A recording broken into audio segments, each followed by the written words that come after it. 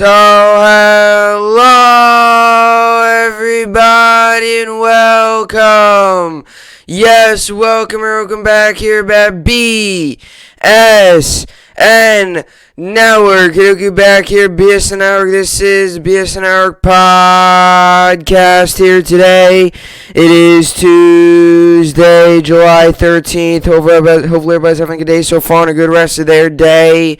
Yesterday, it is in fact Tuesday, July 13th here today, coming off of the Home Run Derby last night. It was a very exciting night, very exciting Home Run Derby, lots of long home runs, a lot of good action, and obviously the ball was flying a little more last night since it was, at the high altitude in Denver, Colorado, and a lot of home runs were flying, a lot of excitement. I mean, the final round came down to the wire. It came down to really the bonus time in the last 30 seconds, and obviously Pete Alonso was able to get the win over Trey Mancini, and overall the entire night was a lot of fun. I was able to watch it from start to finish, and you look at all the different there were some upsets. Soto knocking off Ohtani, which I said don't be surprised if Soto knocks off Ohtani. I said it on the podcast. I said that Ohtani, nothing against Ohtani, but Soto's got a lot of power. He's a really good player, and a lot of people don't realize that he's got that much power, but he is. He's a really good player, and I said watch out for Soto against Ohtani. I didn't really come on here and say that he would beat him, but I did say that's not going to be a cakewalk for Ohtani. That's not going to be just an easy walk. That's not light day for Ohtani. That was going to be a tough matchup, and sure enough, Soto won and beat him, and there's a lot of great matchups, a lot of excitement last night, and that's really what's great, because we haven't had the Home Run Derby since 2019. Last year was such a weird season. There was no All-Star game, there was no Home Run Derby, there was no All-Star game festivities whatsoever, and now this year that we finally have it back. We finally had the Home Run Derby. You finally get the All-Star Game, which is obviously tonight. I'll get to that later on in the podcast. It feels so great. It's like there's a little more extra added, there's a little extra, there's like a little extra added energy, I feel like, especially when you're watching it, because we haven't had it since 2019. And, to have a year that was like last year, which is so weird with, 60 games and no All-Star Game and no Home Run Derby. It was great to see it back, and I'm sure lots of people tuned in, and there was a lot of people there. It looked like a sellout crowd there, a big crowd, and I'm sure, I expect the same turnout tonight for the All-Star Game. A lot of times people go to the Derby and the All-Star Game. Some people go to both. Some people go to one. I would assume that people are going to go to both. That's just me, but we'll see how it all goes. So, All-Star games tonight. Home Run Derby was last night. As always, not much else going on in the sports world. The USA men's basketball team just lost another game. So, in expedition play, they're now 0-2. So they lost another game to Australia, I believe, this time. They lost to Nigeria in their first game, and then they lost to Australia yesterday, 91-83, I believe. So they're 0-2, which since dating back, I believe, to 1992, they are 54-2 since that dream team was created, and now they're already 0-2. So now they're 54-4. So they've lost 2 games. Expedition games, and they lost only 2 in that 20-25 year span. So that's what's pretty crazy. They lost another, so that's something that happened last night. And Yankees Mets obviously still off. It's the All-Star break, so not much on for them. And the MLB world right now is obviously kind of in a little bit of a lull in terms of games. But obviously you had the Home Run Derby last night, and you got the All-Star game tonight. AL versus NL. Scherzer's on the mound for the National League, and Shohei Ohtani, the two-way star, is on the mound for the American League. He was obviously in the Home Run Derby last night. I guess his show was a little underwhelming. Considering that it was, he was the 1 seed, and a lot of people expected big things out of him. They did go to a 3-swing swing-off, which was exciting. But I thought it was a little underwhelming. Not to take anything away from Ohtani, but he had a slow start. I mean, that first minute and a half, he was just hitting ground balls and ground balls and ground balls and ground balls and couldn't get the ball elevated. He told his coach to elevate the ball. He started hitting them, but it was too late. He tied. Then they went into a swing off. It was a 1 minute thing where no timeouts, no breaks. It was tied then. Go to a swing out, swing off, and of course Soto goes 3 for 3.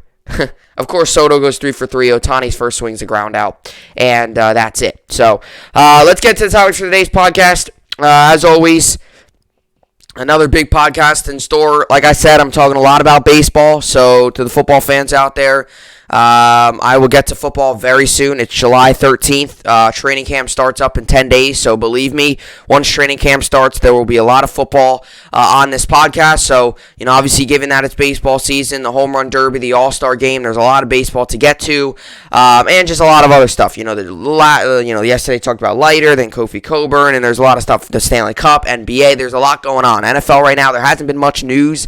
There's been a little bit of news here and there, but not much that's worth talking about. N'Keal Harry requesting a trade. I'm not going to really talk about that. Larry Fitzgerald, that's a story to talk about. But today I'm going to get to the Home Run Derby recap. And I'm going to talk about, what went on, all the different rounds, take you kind of round by round, give you a little bit of a recap. Obviously, Pete Alonso is your Home Run Derby champion. I predicted he was going to win. And I just thought that, he was the best guy out of the whole group. I mean, you look at, what he can do. You look at what he did in 2019, obviously. In Cleveland, he was able to win it there. And to win it again this year was just something else. And he's going to go, I would assume next season, he's going to go for the 3 in a row. And I don't believe that he won't not do it. I mean, he's got to go for the 3. You got to go for the 3 in a row. I think if you win a Derby, I think now Judge didn't do it. Some other players don't do it. But I think if you win a Derby, you got to come back for that next year and try to defend your title. Like, you have to. I know there's a lot of people that don't do it. A lot of guys that have won the Home Run Derby, they didn't do it. Just in recent memory, Judge didn't do it. Harper didn't do it. Who else? You're dating back a little bit here. Todd Frazier, I don't believe he did it. There's a lot of guys going back to 2015 who have not done it. But I believe if you win the Derby, you've got to come back that next year and at least try to defend your crown. You might not be that good now the next season, but you got to at least try. And Alonso did that, won the Derby. I'll give you the recap, give you all that stuff. Then we'll get into the Mets' first half season recap. As I mentioned, I wanted to talk about this yesterday, or I told you that I wanted to talk about this yesterday. I'm going to get into the Mets' first half of their season, kind of their recap. And the first half, obviously, their season's done. You head into the All-Star break. Kind of want to give you a recap. I talked about the Yankees yesterday, gave their kind of recap, not only to just that Astros series, but I kind of talked about the first half of the season and what's to come in the second half, some of the big games coming up. I wanted to kind of do the same for the Mets, talk about the first half, some of the big matchups coming up in the second half, talk about some of the keys, the players that need to get going in order for them to really, try to make the playoffs and try to really get into the playoffs. Because right now they're in first place, but they need a couple players to really step up to really, really secure that position in first place. So we'll get into that, get into just some of their pitching and their all-around team, like I did yesterday with the Yankees. Kind of be the same thing except for the Mets. And then we'll get into the New York Sports Update. Not much to talk about for the New York Sports Update today. Obviously, not a crazy amount to talk about. We got the American League versus National League on today, and that's it. NBA Finals is day off. Yankees, Mets, obviously, on the All-Star break. Rest of the MLB's on the All-Star break. And, NBA comes on tomorrow. Wednesday will be Game 4. As I mentioned, big game tomorrow. Right? If the Bucks win that game, they're in control. All of a sudden, you go back to Phoenix with a 2-2 tie. Bucks, all they got to do is win there, and now Phoenix is there, got their backs. And that makes Game 5, I feel like, is a must-win for Phoenix. Because if you go down 3-2 all of a sudden, you're like, oh no, like this is big. Or not 3-2 rather. If you lose tomorrow and it's 2-2 and you go back to Phoenix, that's got to be a must-win. Because if you fall down 3-2, that's bad. And then you got to go back to Milwaukee for Game 6, and that's like really bad. So this is actually a big game for Phoenix and a big game for Milwaukee too. Because if Milwaukee loses this game, Phoenix has got to go back home for Game 5, and they could take the series there. But if Milwaukee wins, all of a sudden, the series is changed. And the Bucks don't have much pressure on them because even if the Bucks lose Game 5, they go back home for Game 6. So, then all of a sudden the pressure shifts a little bit. So, we'll get into all that stuff tomorrow. But that's kind of what's on tap. So, with all that being said, this is the BSN Network podcast, and let's get right into it. So, so the 2021 Home Run Derby results. Pete Alonso defends title. Ohtani upset in the first round. And obviously, the Home Run Derby was last night. It was very exciting, as I mentioned earlier in the podcast. It was a very exciting Home Run Derby. I thought I thought it was good. I thought it was good. Even with some new faces in the Derby, some guys we've never seen before. I believe Alonso was the only guy in the Derby last night that has ever been in the Derby. So even with some of the new faces, maybe some people unsure about how they were going to do, the Gallos, the Olsons, the Mancinis, the Storys, all those guys like that. Then you even get into the Ohtanis and the Sotos and the Perez's, all those guys like that. There was a lot of home runs flying out of the ballpark. There was a lot of some close rounds. There was a close comeback there by Gallo, against in the first round. But there was a lot. I thought there was a lot. I thought there was, I thought the excitement was there. I thought the energy was there. I thought the fans brought it. I was expecting maybe a little bit more of a. kind of a home crowd, push towards Trevor Story. I was expecting a little bit more noise for him. Maybe they were making noise that I didn't catch, but I was expecting the crowd to really get behind Trevor Story. That wasn't really the case, and that could be for multiple reasons. Maybe that just he wasn't. Trevor Story, not that he did bad, but he wasn't like hitting 40 home runs. The guy had a good round in the first round, and then obviously lost in the next round. But he did his job, but obviously wasn't enough. And he got to the second round, but wasn't able to finish off the job and ultimately get the job done. And obviously Trey Mancini, with everything he's been through, with all the health issues that he's had, to be back out there last night was just amazing to see. And the fact that he got to the finals was amazing. And he lost, but he got in second place. I don't think many people would have expected Trey Mancini to get in second place. And I don't think many people would have expected Trey Mancini to actually put some of the pressure on Alonso. Because I got to admit, you're sitting there last night watching that, and Mancini puts up 22 home runs. And not that because I picked Alonso from the start, so I still had that belief that, hey, this guy's going to do it. But Mancini did put some pressure on Alonso. There was no doubt about that because he's got 22 home runs, right? I believe it was 22 home runs. And all of a sudden, then Alonso steps up.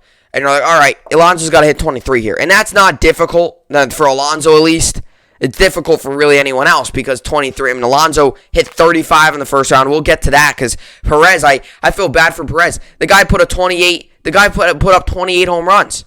But he was just unlucky. He had to go up against 35. Perez is against anyone else. That's a big round for Perez. And that's why I kind of wish that Perez was against someone else. That would have been an amazing finals. Perez versus Alonso. Because Perez put up 28 home runs, Alonso put up 35 in the first round. They were against each other, and obviously Alonso moved on. But I feel like Perez was the unsung hero here. He had a great showing in the first round. He had a great showing. It's going to get lost in the mix of everything else that went on, but the guy just quietly put up 28 home runs. And obviously a lot of people forget about that. But Mancini last night puts up 22. And he's on a roll. He's hitting home runs. And it's that same thing with him. And I don't know what it is, but he called a timeout. And right after that timeout, he hits 5, 6 home runs in a row.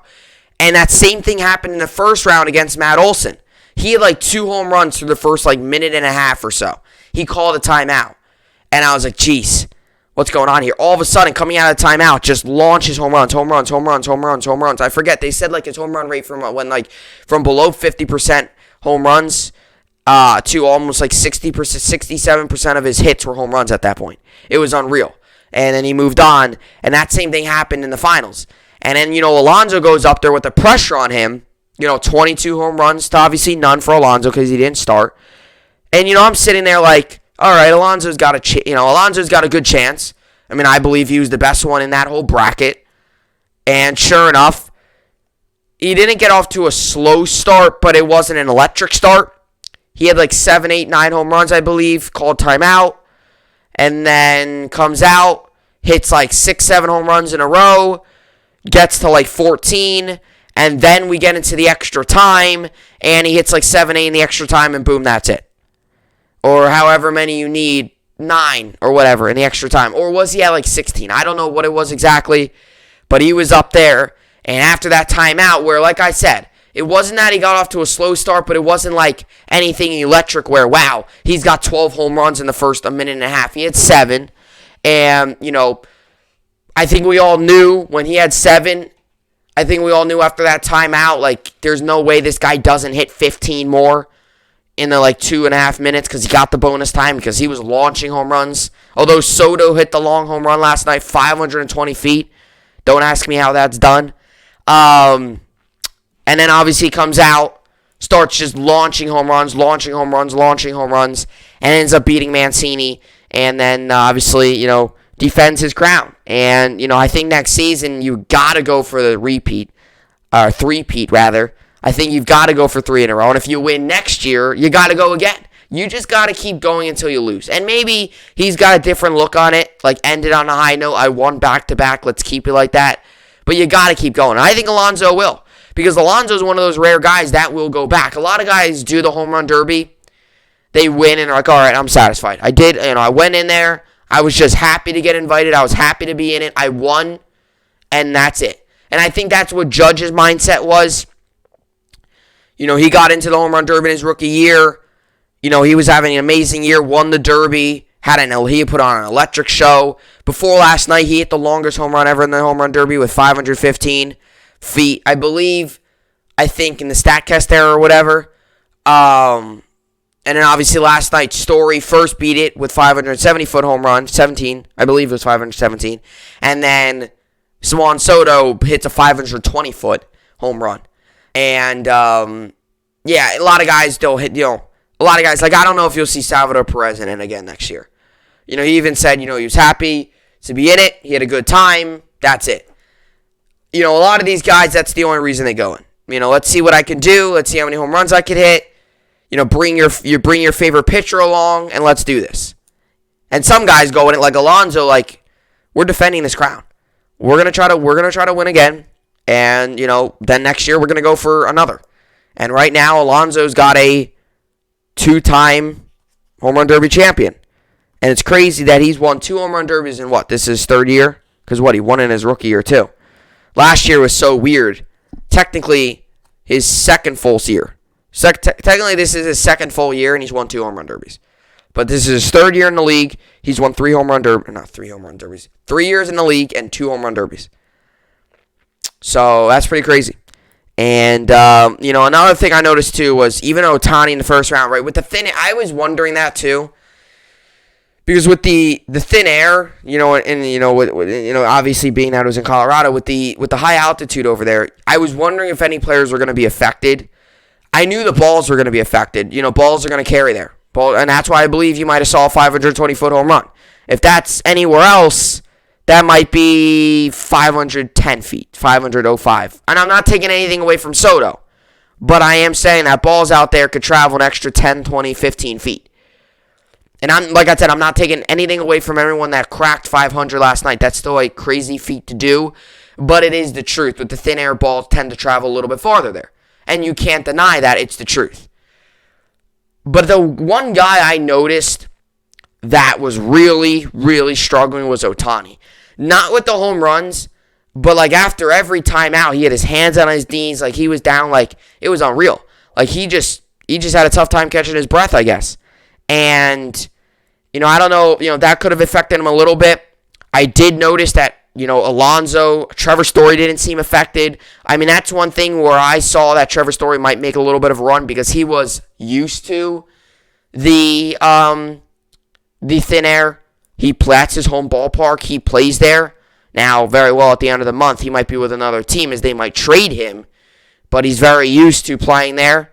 So there's a good chance, I think, that he could be there's a good chance that I thought that he could maybe make a run. Also, he knows that ballpark well. He knows, a lot of the good areas, if you're a heavy pull hitter, is that good or whatever. He said he thinks the ballpark, like I said, he's just getting used to conditions too. That's another thing too. He's just used to the conditions. But Ohtani, I noticed, was really like after every time he was like hands on his knees. He was down, like he was just heavy breathing. And I understand that. I mean, the guy was just out there. And he obviously got off to a little bit of a slow start. I mean, I thought after all, though, the Ohtani Soto round was one of the most exciting rounds. I know a lot of people were bummed to see Ohtani leave early. I think a lot of people wanted to see Ohtani in the finals. I think a lot of people expected Ohtani to be in the finals. And another thing I wanted to say, too, about with Ohtani here is not only did a lot of people, I think, expect him to be in the finals, but I think they expected him to, like, put on a show. Like, go out and hit, like, 30 home runs. And then today, he's going to go out and pitch. He's going to be the starting pitcher for the American League. That's how crazy he is. No, he did not win the Derby, but he was in the Home Run Derby last night. And now today, he's going to be starting for the American League team. And then after he pitches, oh, yeah, he's going to be the DH. That's just wild. That's wild. It's something that's just crazy. So, it's obviously, it was exciting. I thought, it was an exciting Derby. I know a lot of people might be bummed about Ohtani, given that, this is a guy that, I think a lot of people wanted to win, expected him to win.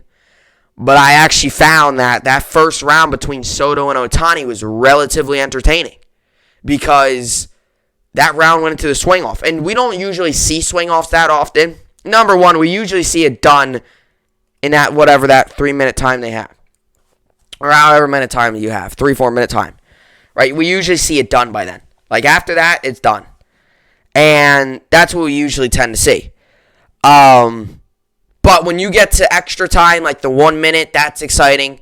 And the swing-off's even more exciting because guys get to take their time. And that's what I noticed Soto had the advantage on Ohtani was Soto took his time.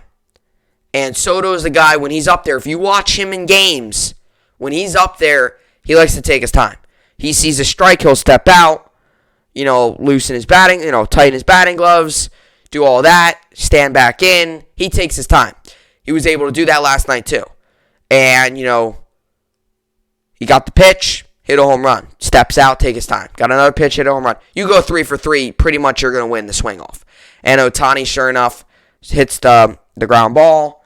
And I thought it would be interesting if Soto hit 2 of his 3 and Ohtani goes out, misses his first, makes his second, and that makes that third swing that makes the third swing the winner go home. So that makes the third swing move on or go home. But obviously that wasn't the case. That's just all the drama in one swing there, right? Soto goes out, hits 2, however order he does it, and then Ohtani maybe misses the first.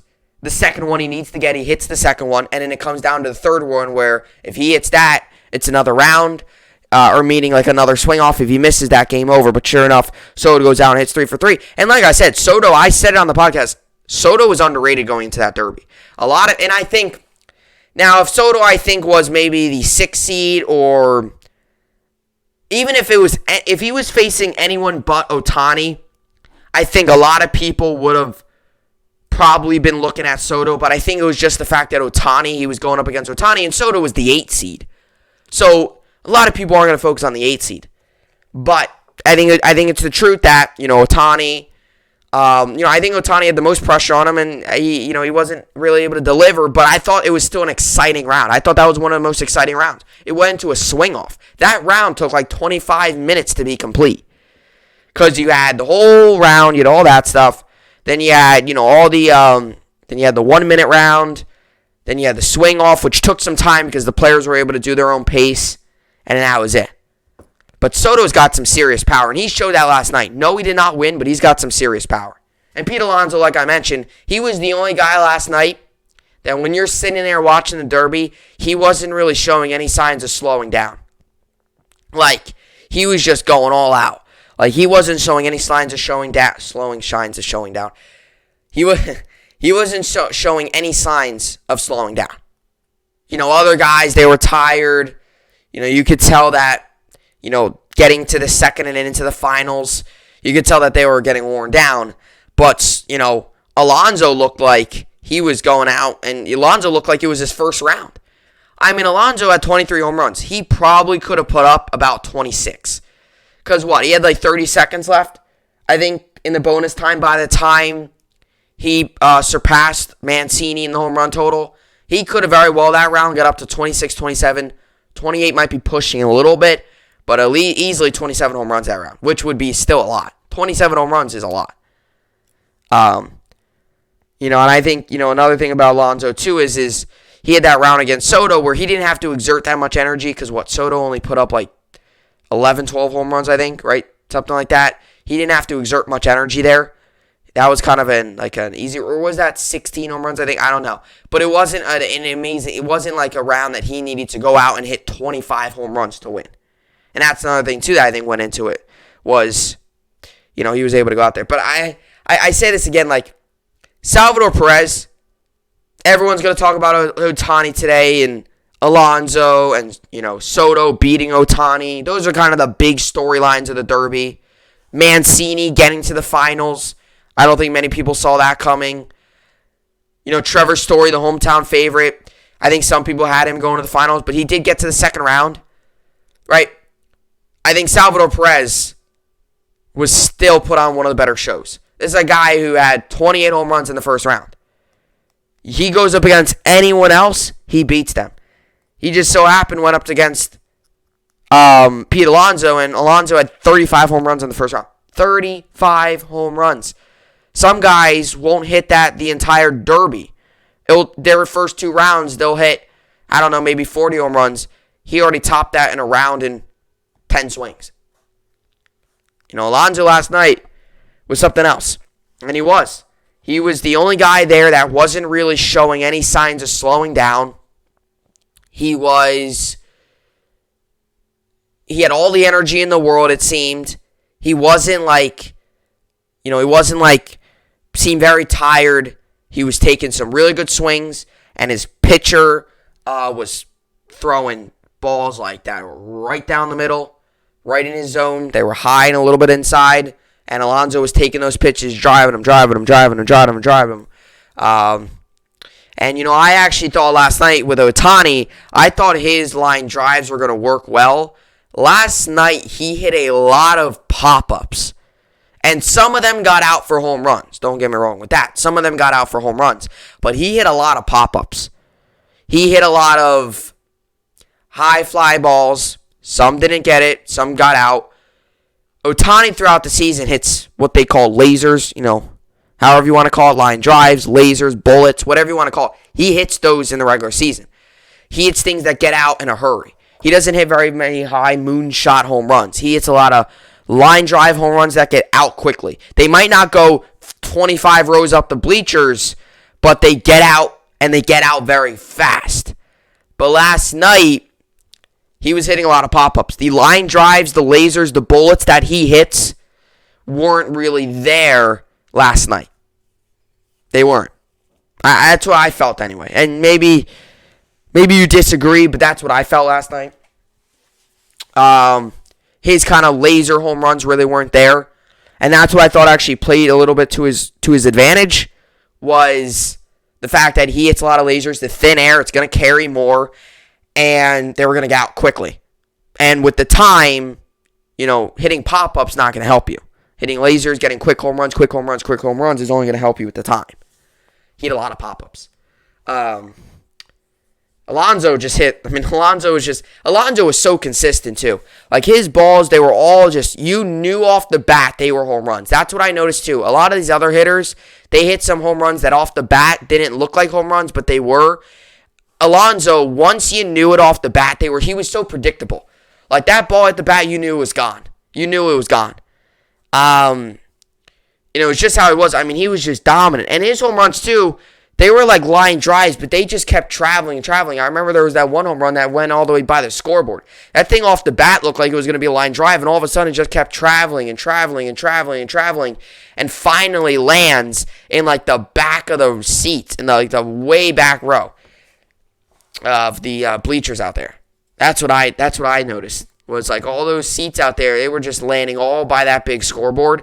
And there was a couple by Alonso where it looked like it was going to be a line drive that not just clears the wall, but wouldn't be too far. And it just kept traveling, got out. And I think ultimately at the end of the day, like I mentioned, out of all the contestants that were in there, out of all the guys that were in there, I thought Alonso was able to consistently keep his energy. He was just energized. And it felt like that final round for him looked like his first round. He wasn't showing any signs of slowing down. And, Mancini in that final round put up a really good show, like I mentioned earlier. 22 home runs. If it's Soto or if it's someone else in that final round with Mancini, I think you have a chance because Soto did show a lot of signs of slowing down in that second round against Alonso. But let's just say Soto gets to that final round. I think Mancini probably wins just because Soto was running out of gas. And I like Soto a lot. It was a tough draw for me because I was, Soto and Ohtani. I've been hyping up Soto. I said that I believe Soto has a lot of power that not many people realize. A lot of people were just, Ohtani this, Ohtani that, Ohtani this. And I agree. I thought Ohtani was going to hit a lot of long home runs and put up a better showing than what he did. But I said it. Ohtani, so Soto's got a lot of underrated power. Yes, Ohtani's going to be the story of that matchup. He's going to be the story of the Derby. Yes, people are going to be talking about him. But Soto, he's got power that not much people realize. And, that's another thing too. And, I like Soto a lot, but I also like Ohtani. That was one of those rounds with Soto and Ohtani. I was rooting for both because I like Soto a lot. I like Soto. I like the way he plays the game. He plays with a lot of passion. He's a bright young star that's going to have a great career in this game. We've already seen what he can do. He had a great year last year, having another very good year this year. A bright young star. I like him a lot. And Ohtani, Ohtani's just, I don't know how you can't like Ohtani with what he does night in and night out. The guy pitches, he'll go out there, throw 7 innings, and hit a home run. I don't know how you can't like Ohtani. The guy's just so exciting to watch. And no matter if you're an Angel fan or you hate the Angels or whatever it is, I think you got it. I think anytime Ohtani is out there up at bat, he's going to draw eyes to the television. He is. And that's just how it is. But I did say that, I believe that Soto got some underrated power. But at the end of the day, Alonso is your home run derby champion. And he will, Pete Alonso is the king of the long ball again. So, it's pretty crazy. Back-to-back champ. Pete Alonso repeats as home run derby champion. And obviously these were all the rounds. Gallo, Trevor Story. Gallo made a late push. He actually did. He had 19 home runs, I believe. He'd made a late push in that first round. He wasn't hitting well. Then he made a late push there. But obviously Soto knocked off Ohtani first round. Soto moved on to Ohtani first round. Soto moved on to the second round. Alonso knocked off Perez. So then it was Alonso and Soto. Alonso beat Soto. And then you get to the other side of the bracket, you had Gallo and Story. Story beat Gallo, and Matt Olson, Trey Mancini. Trey Mancini beat Matt Olson, and it was Story and Mancini Mancini beat Story, and then it was Alonso versus Mancini, and Alonso won the Derby. And obviously it was a very fun home run derby. Definitely always look forward to this event every year, and tonight, the action, in a way, is kind of just getting started, as tonight we're at the All-Star Game. So tonight, 7:30 p.m. Eastern Time, is the All-Star Game. I believe the red carpet show's on today as well. Red carpet show's pretty cool. It's all the players that show up on the red carpet. They're all these fancy outfits, and fans are there, and all that stuff. The All-Star Game is big for the hosting city because they got to close all the streets down. You have all these different, areas up, and obviously, with things getting back to more normal and with more fans allowed, you're going to get a lot more, people and a lot of people that are going to be watching it. So a big crowd last night. I do expect the same tonight. I know some people might think a bigger crowd, but I think it's going to be the same. Because if you're going to go to the Derby, why not go to the All-Star Game? I don't see why people would only go to the Derby. If you're going to go to the Derby, I would go to the All-Star Game. And if you're just going to go to the All-Star Game, then okay, because there's no other Derby. But I would imagine that if you're going to go to the Home Run Derby, you're probably going to go to the All-Star Game. I don't think you just go to the Derby and leave and not care about the All-Star Game. And the All-Star Game's exciting. And, it's going to be fun. It's going to be fun tonight. American League, National League, I'll give you my pick in a little bit. So Pete Alonso is your Home Run Derby champion this year. And coming up next year, I know I'm talking a lot of Mets today. The Mets, not really a Home Run Derby, but obviously Alonso being on the Mets and he won the Derby. But I wanted to get into the Mets first half of the season, recap their first half of the season, kind of get into my thoughts on it. Obviously, I talked about the Yankees a little bit yesterday on it. I'm going to talk about the Mets again today. Kind of just get into some things with them, my thoughts, what they need to do better. There's definitely some players in that lineup that need to step up. And, I'll get into that coming up next. Alrighty, so we welcome you back here up at the podcast here. And as I mentioned just a couple minutes ago, obviously New York Met Pete Alonso won the Home Run Derby. So, obviously, like I said, he put on a show. Was definitely the best home run hitter last night. But I wanted to get into the New York Mets first half of their season recap. As I mentioned earlier, I wanted to talk about them. I talked about it yesterday. I mentioned it yesterday about the Mets, and I mentioned yesterday that I wanted to get into them today and talk about their kind of first half of the season. I've been getting to a lot more Yankee stuff, obviously, given that I'm a Yankee fan, so I'm going to talk a little bit more about the Yankees. But definitely wanted to get to some more Mets stuff as well. Given that they are, having a pretty good season so far, and right now that they are in first place in the NL East, and I want to get to them, get into their recap and stuff like that. So obviously, right now the Mets stand heading into the All-Star break, or in the All-Star break right now, at 47-40. They're 28-14 at home and 19-26 on the road. 327 runs scored, and they've had 318 runs allowed. That's a +9 differential. They're on a losing streak of 1, and they're 6-4 in their last 10. And the rest of the NL East goes the Philadelphia Phillies in second place, 3.5 games back at 44-44. The Atlanta Braves, who got a big blow, and it stinks to see it. It's awful to see, but not Pete Alonso. Talking so much about him. Ronald Acuna tore his ACL, so they suffered a big blow. Although currently, right now, they are 44-45. They are 4 games back. And the Nationals, who I talked about a couple weeks ago, now, they were playing good. They have now struggled a little bit. They did go through that really hard stretch there with the Padres and the Dodgers and the Giants. They are 42-47. They're 6 games back. And then in dead last in the division is the Miami Marlins, who actually aren't even that far off. They are 9 games back at 39-50. And for the NL East, that's actually pretty crazy considering all these other divisions. You got the Arizona Diamondbacks, who are 32.5. The last place team for the Mets, 9 games back. Actually isn't that wild. I'm not saying the Miami Marlins are going to do any of the damage, but it's pretty crazy that they are currently only 11 games below 500 and 9 games back. That just goes to show you how weak that division is. As I mentioned, the Phillies are 7-3 in their last 10. Braves are 6-4 in their last 10. Nationals are 2-8 in their last 10. And the Miami Marlins are an even 5-5 in their last 10. So the New York Mets, you look at their division, and they don't really need any ground to make up. It's not like they're in third place and need to make up some major ground. It's not like they're in second place and are making that push. Right now, they are in first place at 47-40, and they've played 87 games this season, and they're 47-40. And the New York Mets this first half of the season was a very weird first half of the season.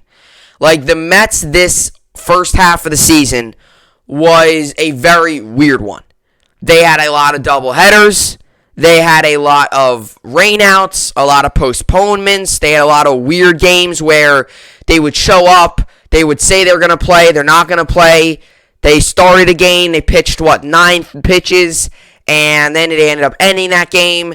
They've had a lot of very weird stretches of games this first half of the season in terms of doubleheaders, in terms of rainouts, postponements. They started off the season very odd with some rainouts and postponements, all that stuff, and it's continued to kind of spiral in here to July as they actually just on Saturday got done with a doubleheader against the Pirates, which was a makeup game from July 8th.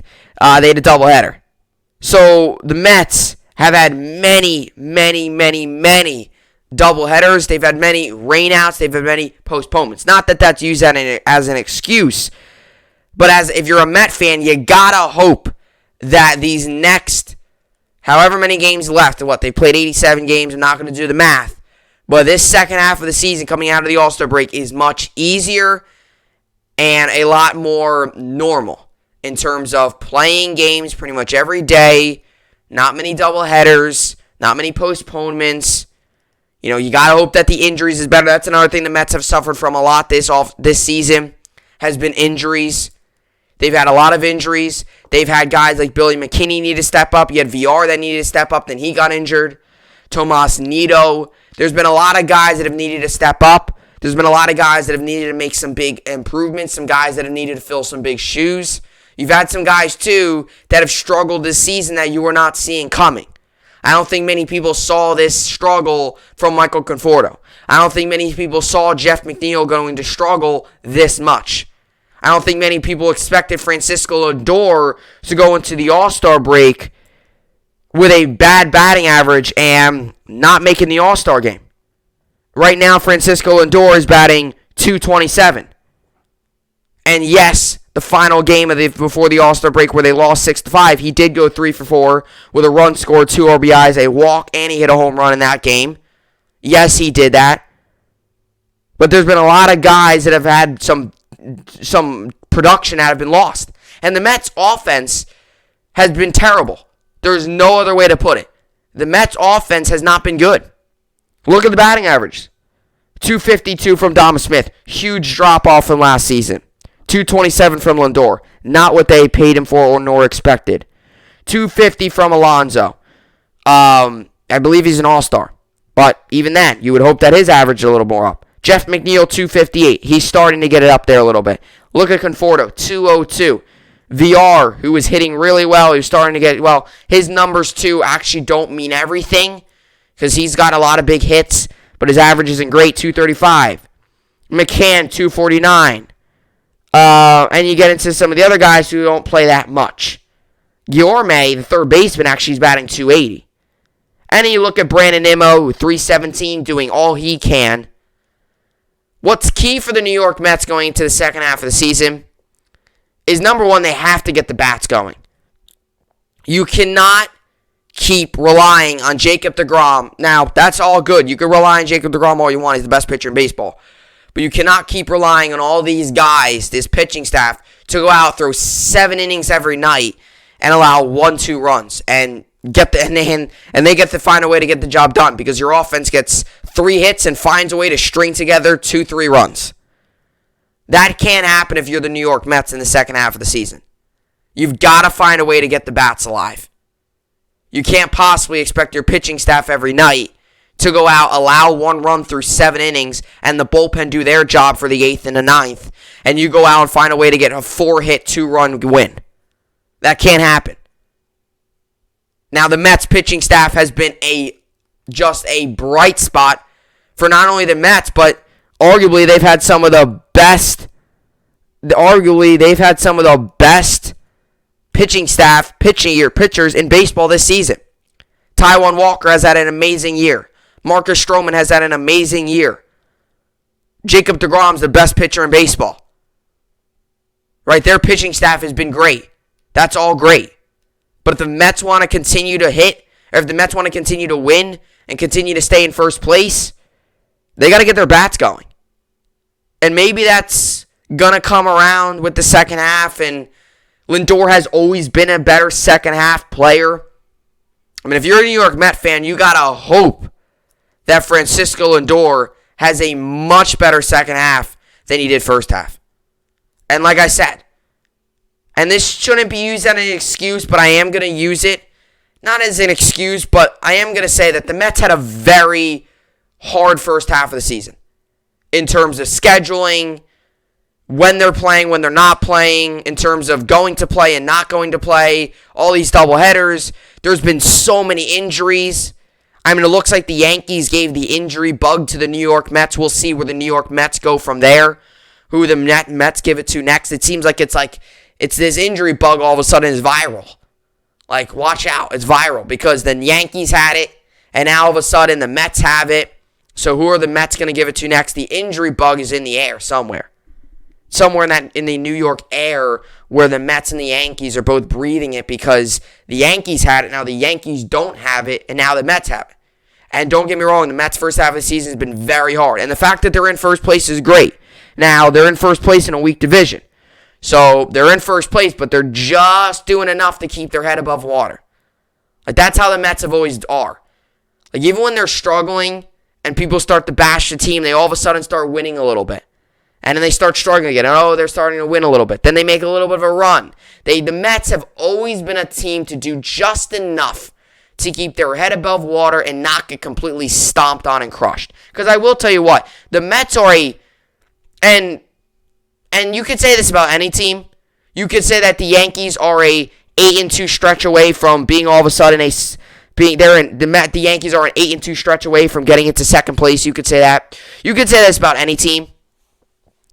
You could say that about any team. You could say a team's a 1-9 stretch away from being in last place. But it really is how it is with the New York Mets. 9 games separate the New York Mets and the Miami Marlins. The Marlins are the last place team. 9 games separate them. That's wild. Considering some divisions, 8 games separates the third place team and the first place team. 9 games separates the Miami Marlins and the New York Mets. That's how close and bad that division has been this season. The Mets are a 47-win team. That's nothing. That's not great. That's not crazy. Considering the Red Sox are a 55-win team, White Sox 54-win team, Astros 55-win team, Brewers 53-win team, and the Giants are a 57-win team. Those are your rest of your division leaders. The Mets are 47-40. The Mets have to come out in the first half firing on all cylinders. Second half, rather. Because the Mets are a 2-8 stretch away from being in second place, maybe even third place. Although I do think the Braves are going to see a massive dip now that they lost their star in Ronald Acuna Jr. And it stinks to see that. I hate it. I can't. It stinks because he's one of the brightest young stars in the game. And to tear your ACL is awful. Hopefully he comes back and hopefully he's the same type of guy that he was before the torn ACL happened. Now, if Ronald Acuna was still healthy and the Braves were rolling, I would say, yeah, they're a 1-2 stretch. They're a 1-9. They're a 2-8 stretch away from being in third place. But it's the truth. The Phillies are hot going into the All-Star break. They're 7-3. They're on a 2-game win streak. The Mets are a 2-6 streak away from being in second place. And that's where you need the bats to come in. Because it's only going to be so long until this pitching staff starts a little bit of a rough patch. So far through April, May, June, and here in the beginning of July, they've done really well, the pitching staff. But there's going to be days where they have bad outings. Now, DeGrom, I don't know about that because DeGrom, every outing he has is a good outing. But there's going to be days where the staff's going to have bad outings, especially when you get to the lower one with Tyler, Miguel, all their weird guys like that. Not weird, but I shouldn't say that, but you know what I'm saying. They get to some, low, it's not as big name players that, kind of up and down, not really a secure roster spot. You get to them, Mets need to start hitting. And I think the key to the Mets in the second half of the season, you could say, got to keep the pitching up. Yes, you do. Because if the pitching starts to struggle and the hitting's not hitting, well, all of a sudden, that's where that 1-9 stretch is going to come in, and there goes first place. And now you're looking at a wild card and said, that's how crazy it is. It could, that's how crazy the season could turn. Now, I give the Mets the benefit of the doubt because they do come out of the All-Star break with a relatively not easy schedule, but it's a schedule that you could get the job done with. You have open up with 3 against Pittsburgh. You gotta try. I mean, if you lose that series, that's bad. But you gotta find a way to win those. I think you can. I think a sweep's very likely. That's an easy series. Then you go to Cincinnati for 3. That's a little more difficult, but even Cincinnati, they got a good team in terms of hitting. Nick Castellanos, Jesse Winker, guys like that, but their pitching's been iffy this year. Sonny Gray's had on and off, right? You go to the Reds, that's not an easy matchup, but that's definitely a series you could take 2 or 3 of them. Then you come home for the Blue Jays for 3. Once again, not going to be an incredibly easy series, but a series that is very winnable. So the Mets' first 3 series coming out of the All-Star break, their first 9 games. 6 are on the road, 3 in Pittsburgh, 3 in Cincinnati, and you come home for 3. Your first 9 games coming out of the All-Star break, I would say you could easily go 6-3, 7-2 in that stretch. You're capable. Because I think the Pirates, you got to sweep them. Reds, I think more than likely you could take 2 or 3. I think you might struggle a little bit with the Blue Jays just because of their bats. That might be where maybe your pitching struggles a little bit. But even then, I think you're more than capable of taking 2 or 3, which would then lead to an 8-2, 7-3, or not 7-3, a 7-2, 8-1 record. I don't think 8-1, I think I'm putting in a little bit, but 7-2, 6-3 type record. I could see that. I could see them winning all 3 of those series. Then you get to the Braves for 4. One of those is a doubleheader. Without Acuna, actually, no, 5 against the Braves. You have 2 on Monday, then you have Tuesday, Wednesday, Thursday. So that's a series there. That's without Acuna, the Braves are a lot less strong. And then this is leading into August. Then you have, then you start up a series which is 3 against Cincinnati again. So to be honest, the schedule for the Mets in July isn't that hard. It's not anything crazy. The Pirates, you got to beat them. I mean, the Pirates are terrible. They're 34-56. Reds aren't going to be a guarantee, but they're beatable. And same thing with the Blue Jays. Not a guarantee, but they're beatable. And the Braves are much more vulnerable now without Acuna. And they've struggled throughout the season. Part of the reason has been their bullpen, but I all of a sudden think their lineup's going to start to struggle, and that's in the Mets' favor with their pitching. Without Acuna, all of a sudden that lineup looks a whole lot. I mean, you're taking out one of the best players in the league right now. Just leave it. I'll leave it at that. I'm not going to get into all the numbers. I'm not going to get into how good Acuna is. The Braves just lost one of the best players in the league in their lineup. That's how big it is. So you go to the Braves. The Braves look a whole lot less scary. And then you go for 3 against Cincinnati again. So the Mets July schedule, it's nothing that's it's not a gauntlet. It's not there's no daunting tasks. I mean, I would say going to Atlanta if Acuna was healthy, I wouldn't think that would be too easy. But now that he's done for the season, I think all of a sudden that makes Atlanta a whole lot weaker. Yes, they still got Ozzie Albies and Austin Riley and Freddie Freeman, but I don't know if that's going to be enough to beat these other teams. And the Braves are going to have to dig themselves out of a hole too because they're right now in 3rd place. Now they're only 4 games back, which is just crazy about this division. So the Mets' July schedule is not a gauntlet. That's how the Mets and Yankees are completely different right now. The Yankees, coming out of the All-Star break, they've got a very hard schedule. You got 4 against Boston right out of the All-Star break. Then you have 2 against Philly. 4 more against Boston. You got to go to Tampa for 3. Then you got Miami. That's easy. But Tampa, Boston, Philly, Boston again, not going to be easy. Or Boston, Philly, Boston, Tampa. Not going to be easy. The Mets, on the other hand, their July schedule is not a gauntlet. It's not anything as a Met fan that you could be sitting here like, wow, where's there a win in here? I see 3 wins against Pittsburgh. I see you're very capable of taking 2 or 3 against Cincinnati. Blue Jays, I think, are going to be a little bit more tough. I'm very high on the Blue Jays. I believe you look at their lineup, look at their bats. I just think if it does turn into a slugfest, I think in terms of the bats and stuff, I know the Mets pitching, but if the Mets, if DeGrom, Taijuan Walker, and Stroman all pitch 3 days there, that's great. But I think if you get maybe Stroman and then the bottom 2 guys, I think they could lose. That series is one of the winnable. Like I said, it's winnable. Cincinnati Red Series, it's not a guarantee, but it's winnable. Same thing against Blue Jays. It's not a guarantee that you're going to win the series, but definitely a very winnable series. But I think the big key to the Mets in the second half, obviously, you want to keep the pitching up. You don't want to all of a sudden see the pitching take a massive dip in production and start to really struggle. You don't want to see that because then your season's really going to take a wrong turn. What you do want to see is the bats start to come alive.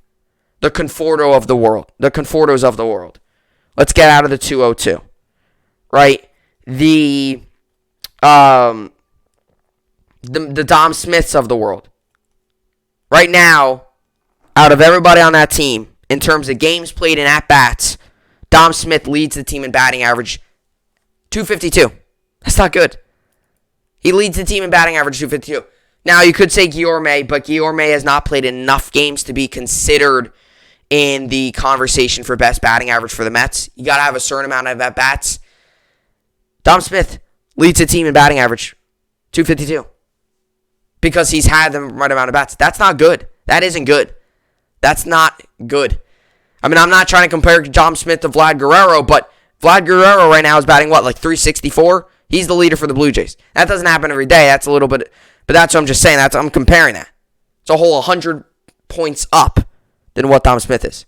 Home runs is Alonso, RBIs Alonso, on base percentage Alonso, hits Lindor. Lindor leads the team in hits with 70, but Lindor is not putting up the production in terms of batting average. 227. Now his on base percentage is 326, which is just slightly behind Alonso. Alonso's 328. He's 326. So Lindor is just slightly behind Alonso. But I think the big key for the Mets this offseason, I almost just spoiled it. Not offseason. The second half of the season here is, can Francisco Lindor get going? Because if Francisco Lindor gets going, I think the Mets as a whole will feed off of that, and they're a completely different ball team. But if Lindor continues to struggle, and we're sitting here in September, and the batting average leader is 252 still, Dom Smith, then I don't know how I would feel about the Mets as a first-place team and winning that division. The bats are the biggest part. If the bats come around, because you look at the pitching, right? There's no concern there. DeGrom's got a 1.08 ERA. Okay, Stroman's got a 2.75 ERA. And Taijuan Walker's got a 2.50. There's no concern with the pitching. They got arguably the three guys that have had great seasons. DeGrom leads the team in wins, leads the team in ERA, leads the team in strikeouts, saves his Diaz, holds his loop. So, the pitching, no issue there. But the batting, Francisco Lindor coming around, that's going to be whether or not the New York Mets, when we're hearing, if the Mets are a first place team in September, then you're talking about, okay, Lindor had to get going. But if the Mets are not a first place team in September, I think you've got to say that Lindor's not getting going. Because if Lindor all of a sudden gets going and ends the year, let's just say batting 260, and he gets going and he starts hitting, the Mets are going to, that's your best player. If Lindor starts hitting and starts playing well and ends the year 255, 260, you got to sit here and say, all right, Mets are going to be a first-place team. But if Lindor continues to struggle, and at the end of the year, we're sitting here talking about Lindor batting 235, that's not good. But if Lindor starts to hit, and if the Mets are going to want to be a first-place team in September and going into October, you're going to need Lindor to start hitting. You're going to need almost that whole lineup to start hitting. Lindor, Dom Smith, McCann, Conforto needs to start hitting for his own good, too. Is a guy who next season is a free agent and wants a big deal. Well, I don't think many teams are going to give you a big deal if you're batting 202. The Mets need, as a team, to start hitting. The pitching can't carry you every step of the way. They have so far, but there's going to be some bad starts here and there. And, if you're putting up 2 runs a game and 4 hits, I don't know if you're going to get the job done every time. And whatever happened to the firing your hitting coach? Oh, yeah, they fired their hitting coach. Are they hitting any better? No, actually, they're hitting worse. You look at the numbers since they fired Chili Davis, they're actually hitting worse. That's why I've never been for firing the hitting coach. The hitting coach is not going to know. The hitting coach is not usually what's the issue. They fired the hitting coach, and guess what? They're actually hitting worse than they were. Right? Hitting's going to come. A hitting coach can't help you hit. He can help you with mechanics, help you fix things. But when you get up there, and if you're looking at called strike 3, the hitting coach can't do anything about that. You got to swing the bat. Right? And that's another thing. The Mets just got to be better with the hitting. And I'm not trying to be hard on the Mets. I'm not trying to be rough on the Mets. I'm just putting it out there. I said it with the Yankees too. I wasn't easy on the Yankees yesterday. I said it with the Yankees too.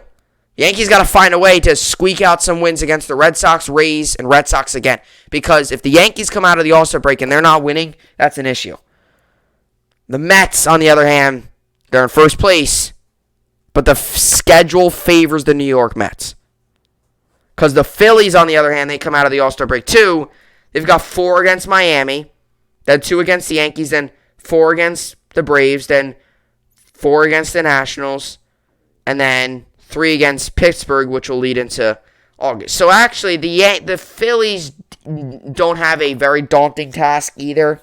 They don't have anything really crazy. But,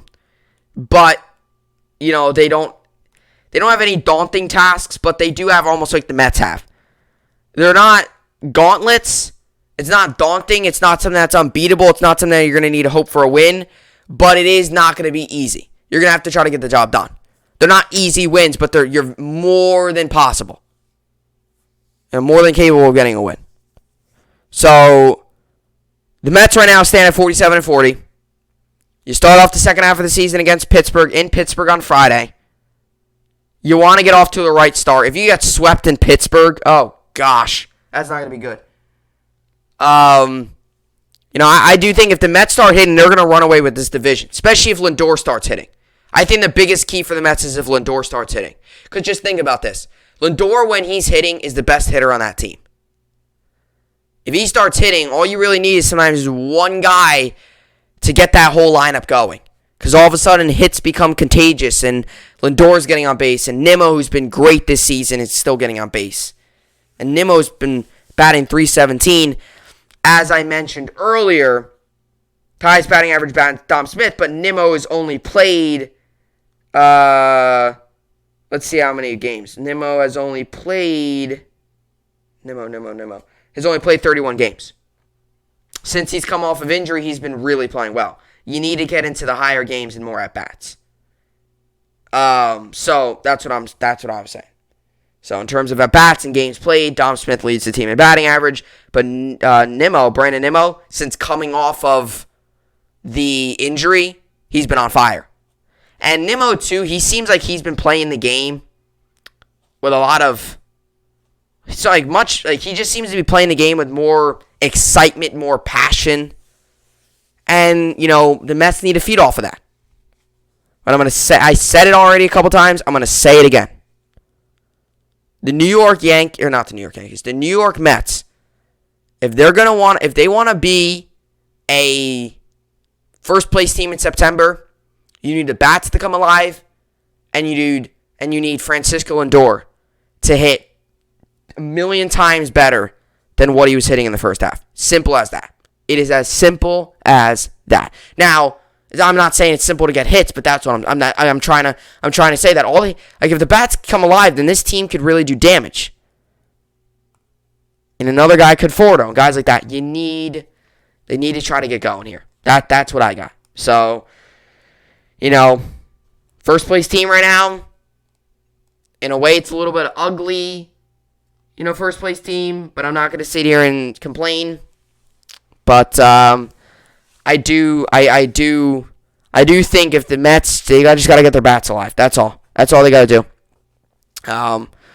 You know, the Yankees, too, they got to get their bats going. The Yankees also got to find a way to hold on to games. The Yankees also got to get their bullpen going. That's another thing. At least the Mets aren't concerned about their bullpen. Diaz has been much better this season. Obviously, after last season, he was better. His first year with the team, he was awful. Last season, he was better. Still not Diaz. This season, he's Edwin Diaz. Obviously leads the team in saves in set 19. So their bullpens, the whole pitching for the Mets isn't the issue. It's the hitting. Simple as that. So that's what I got for the New York Mets and their first half recap, second half preview. As for the New York sports update, not much to talk about other than the All-Star game tonight. We got the American League versus the National League. This game comes on today, 7:30 p.m. Eastern Time on Fox. The American League starter is Shohei Ohtani. National League starter is Max Scherzer. and it's obviously at Coors Field in Denver. I'm kind of rooting for the American League a little bit, given that my Yankees are in there. Chapman, who made it, although he's struggling. Judge is in there, obviously, and Cole is in there. He won't pitch, but he's going to be at it. So I'm obviously going to root for the American League. Obviously, usually, if you're a Yankee fan, you'll probably if you're a Yankee fan, you're going to probably root for the American League because obviously they are. You're going to want to. Now, if you're a Yankee fan, you're probably going to root for the American League because you want to see them. You want to see Judge and all them do good. You're not going to root against them. So if you're a Yankee fan like me, you're going to hope that Judge does well and the rest of the American League does well. But I think, National League, I think they got a very solid team over there too. I'm kind of rooting for the American League, so I guess I'll give the American League the win. I will give the American League the win. It's just so hard to pick these because, you can't really go wrong with either one because it's the best of the best on each side.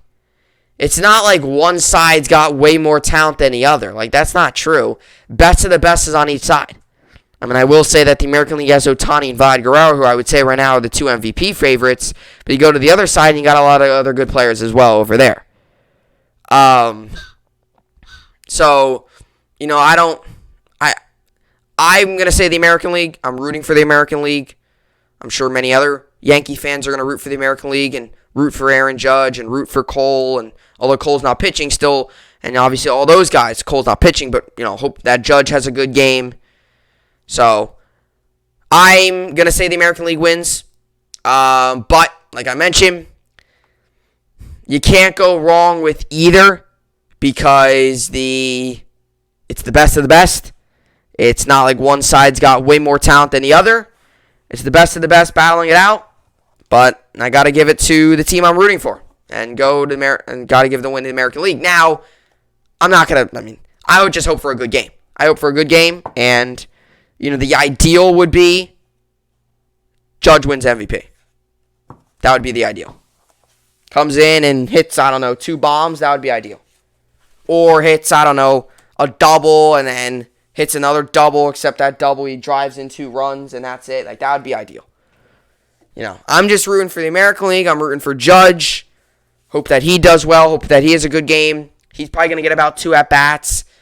Hope that he gets a hit at least, or get on base, and maybe make a play in the outfield as well. That's kind of the ideal. But it's always just so fun because you see all the guys, playing and all that stuff. It's just always it's just fun. It's not even anything really, it's not anything where I'm strongly rooting for one side. I'm just, just hoping that the Yankees players do well, hoping that, Judge has a good game, and if Chapman gets in there, hope that he pitches well.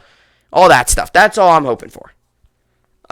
Cole's obviously not going to pitch, but, even just root for that. So, it's always just it's fun. It's just fun to watch. It's exciting. The best of the best. Lots of talent out there on that field tonight. And, should be good. So, that's what I got for the podcast here today. Obviously, no fantasy. I talked a little about fantasy yesterday. No fantasy up until Thursday. As always, the All-Star break, so no fantasy. It's kind of funny because even though there is the All-Star break, there's still baseball on. You had the Home Run Derby last night. You got the All-Star game tonight. Then tomorrow you have the NBA Finals on, but no baseball on tomorrow. But then Thursday you got the Yankees on. So, when this All-Star break came, I was kind of expecting, the All-Star break always stinks because after the All-Star game, there's usually like 4 days with no baseball on. But that's not the case. For at least us Yankees fans, all the teams I think return on Friday. Yankees and Red Sox return on Thursday. For us Yankees fans, we watch the All-Star game tonight. Tomorrow you got no baseball on, but you got the NBA Finals and stuff. And then Thursday you got the Yankees back on, and boom, second half of season starts right then. So that's should be good. But that's what I got for the podcast here today. Hopefully you all enjoyed it. It was another good podcast in the books. As always, I'm, got a lot of topics to get through, got a lot of stuff to talk about. Football is right around the corner. I'll get to that. There is actually a story that came out that I might want to talk about. Eagles are going to hold joint practices, and one of them is going to be with the Jets.